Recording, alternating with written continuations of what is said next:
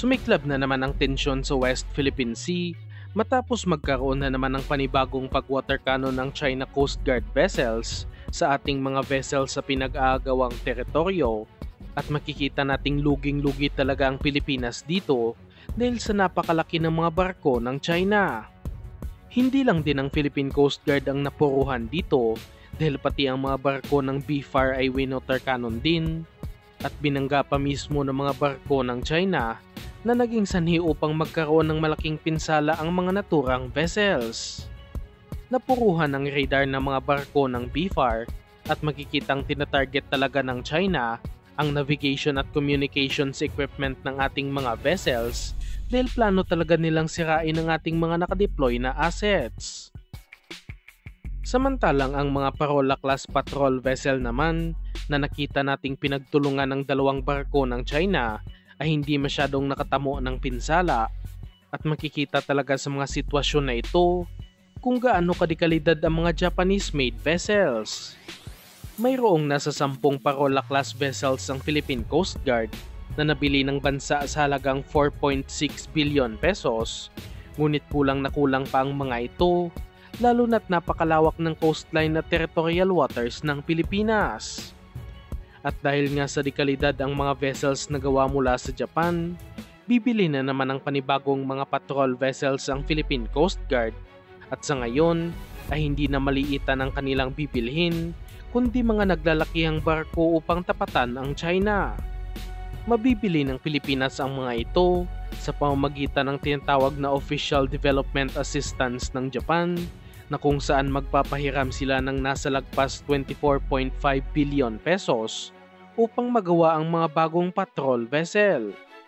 Sinasabing halos magkasing laki ito sa ating mga Teresa Magbanwa class patrol vessel, ngunit sa aking opinyon lamang ay inaasahang mas malaki pa ito at mas upgraded dahil sa napakalaking pondo.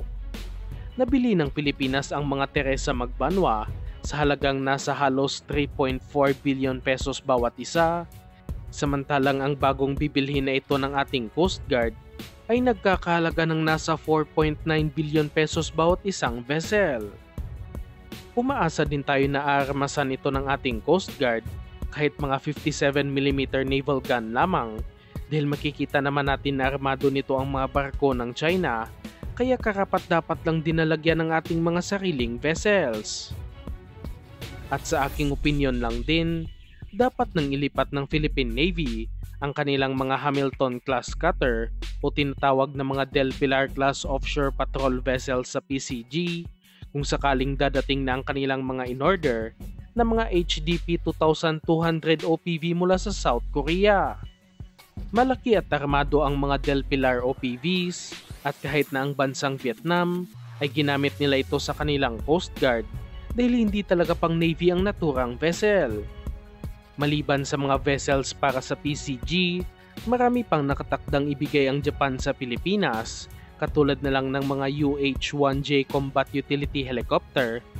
na mapupunta sa Aviation Regiment ng Philippine Army dahil nasa 5 lang ang kanilang mga helicopter sa ngayon.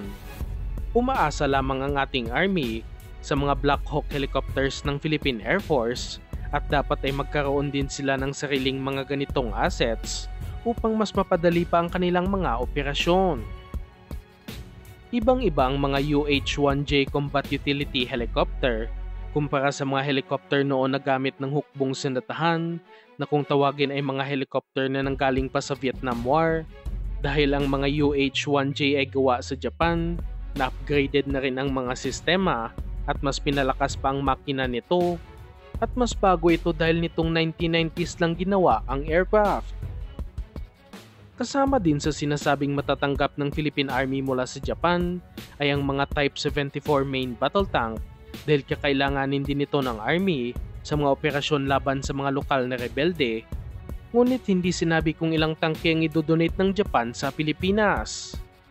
Plano talaga ng hukbong sandatahan na bumili ng makabagong main battle tank ngayong Horizon 3 ng AFP Modernization Program at isa na nga sa sinasabing pinagkakainteresa ng Army ay ang mga Merkava Mark IV ng bansang Israel, ngunit wala pa ito sa prioridad sa ngayon ng ating bansa.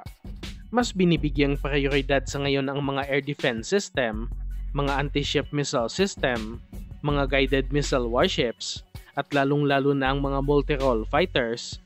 na magagamit laban sa mga magtatangkang lumusob sa kalupaan ng Pilipinas. Kaya magandang plano ang pagkuha ng second hand na mga tangke sa ngayon dahil hindi din naman ito masyadong importante at nakabili na rin naman ang bansa ng mga Sabra light tank mula sa Israel at sapat na ito sa ngayon dahil marami pang dapat paglaanan ng pondo. Mas magandang paramihin pa ang ating mga armored personnel carrier katulad na lang ng mga Guarani dahil sobrang luma na ng mga armored vehicle ng Army na ilang dekada na rin nagsiservisyo sa bansa at hindi rin ganun kakapal ang armor kumpara sa mga bagong Guarani. Nagpahayag din naman ang Japan noon na handa nitong tulungan ang Pilipinas na magkaroon ng sariling factory ng armored vehicles sa bansa, ngunit kinakailangan pa ng malaking pondo dito at dapat maging seryoso ang gobyerno sa offer na ito ng Japan. Kung gugustuhin talaga ng Pilipinas na mas mapalakas pa ang ating hukbong sandatahan, ay dapat magkaroon na ng sariling paggawaan ng armas o mga defense equipment dito sa ating bansa dahil maliban sa makakabigay ito ng trabaho para sa mga Pilipino, ay mas mapapadali pa ang pag-supply sa kinakailangan ng ating mga sundalo.